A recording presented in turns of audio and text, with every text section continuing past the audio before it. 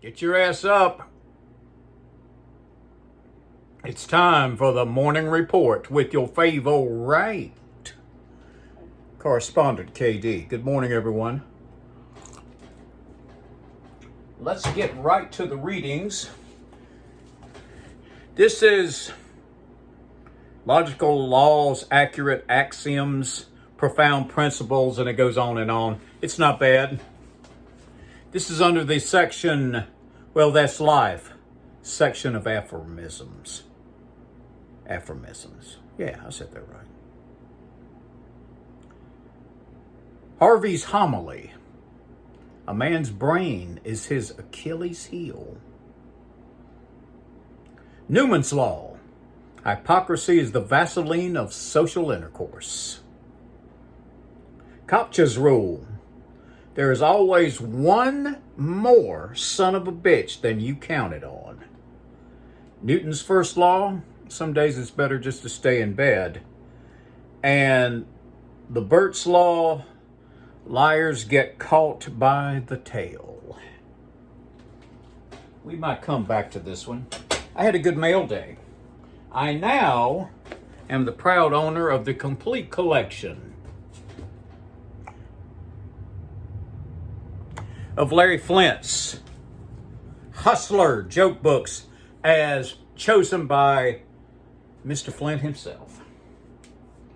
Well, shall we read one? Well, yes, we shall.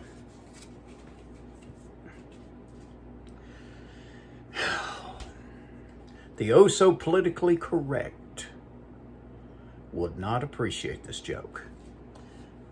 All those Percy Pecksniffs and Pernilla Prudes out there. Hustler joke. 2 leprechauns knocked on the door of a convent. A nun answered and said, "How can I help you, little fellas? Have you got any midget nuns?" asked one of the leprechauns. "Midget nuns?" she said. "No, we don't." The leprechaun said, "Oh, come on. You've got to have at least one midget nun." "I'm sorry, little man," she told him, "but I'm afraid we don't."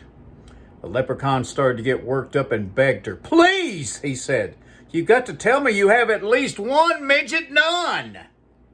Finally, his friend, the other leprechaun, elbowed him in the ribs and said, "You see, Jamie, I told you it was a penguin you screwed."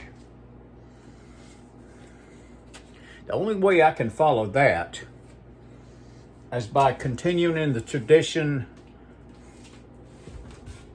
of Mr. Gene Tracy. You see my new Hall of Fame, I change it every day. There's Brother Scott.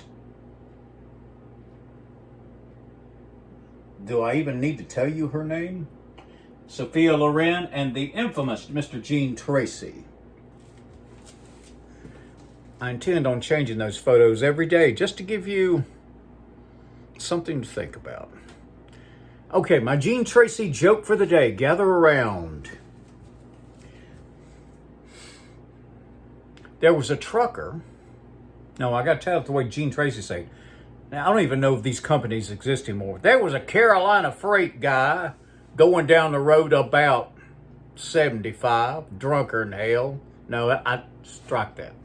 He wasn't drunker than hell. He always accused him of being drunker than hell. Take 2 or take 3. There was a Carolina driver going down the road about 70 miles an hour. He makes this big curve, and as he comes around the curve, there's a couple fucking in the middle of the road. So he gets on his big air horn and goes, toot, toot. Man, they don't even let up. In the middle of the road, right on the yellow line. Toot, toot. He keeps getting closer and closer and closer. Finally, he locks and slams the brakes down, and the truck comes to a stop. Almost right at that guy's ass. Trucker leaps out of the truck and says, "Hey, buddy, didn't you see me? Didn't you hear my horn? Did you see I was coming?" The guy said, "Yeah, I saw you coming. Yeah, I heard your horn. I saw you was coming. I saw she was coming. I noticed I was coming. And you're the only son of a bitch that had brakes.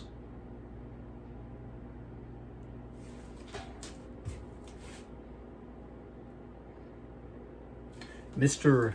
Gene Tracy. Well, KD, you on a roll today. How much lower can we go? Well, we'll just see. You didn't think I'd forgotten about my lesbo initiation, have you? Well, let's go for a little bit longer. Okay, so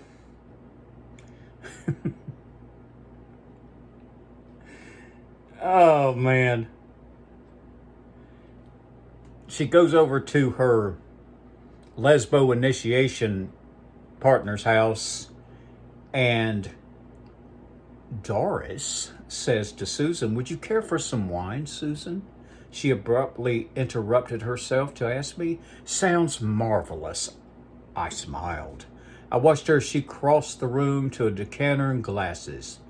She moved like a cat, her haunches swaying superbly.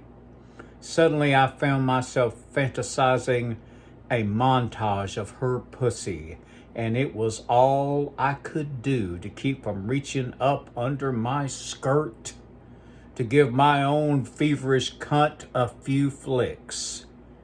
Have I said lately that, this is supposedly a female author, but only a dude would write like this?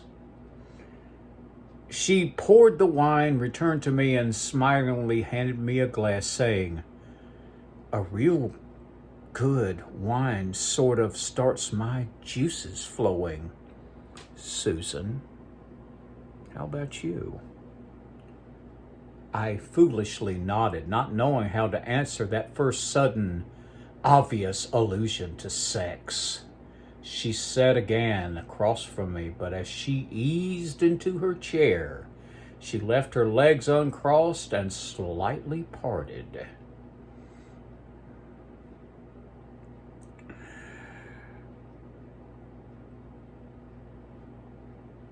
And we resumed our quiet talk. Sipping wine, she very gradually parted her thighs more and more.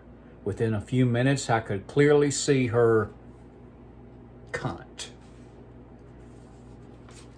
Touch Magazine, my lesbo initiation. Cannot show you the front because Big Brother wouldn't approve.